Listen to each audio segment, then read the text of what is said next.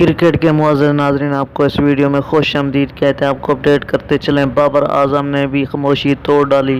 جی ہاں دوستو، افواہوں پر گردش کرتے ہوئے محمد عامر کی خبریں سب دنیا میں پھیل چکی تھیں، لیکن اس کی ریئلٹی کوئی نہیں بتا رہا تھا۔ ہم آپ کو اس ویڈیو میں بتانے والے ہیں کہ محمد عامر کو سکواڈ میں شامل کرنے کا فیصلہ کر دیا گیا ہے یا نہیں کیا ابھی تک۔ جی ہاں دوستو، بابر اعظم کا میڈیا ٹاک کرتے ہوئے ان کا کہنا تھا، میری ذمہ داری تب آتی ہے جب چیف سلیکٹر اور پی سی بی چیئرمین اپنے فیصلے سے دستبردار ہو جائیں۔ ان کا فیصلہ ابھی پینڈنگ ہے، وہ خود اپنا فیصلہ کریں گے۔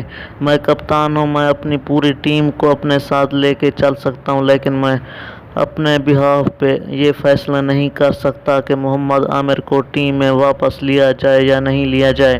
جی ہاں دوستو، آپ کو پتہ ہونا چاہیے کہ محمد عامر جو کہ کاؤنٹی سٹار ہیں، وہ کاؤنٹی کھیل رہے تھے، ان کی انجری وہاں پر ہوئی اور ڈاکٹرز کی ہدایات کے مطابق ان کو 1 ہفتے ریسٹ کا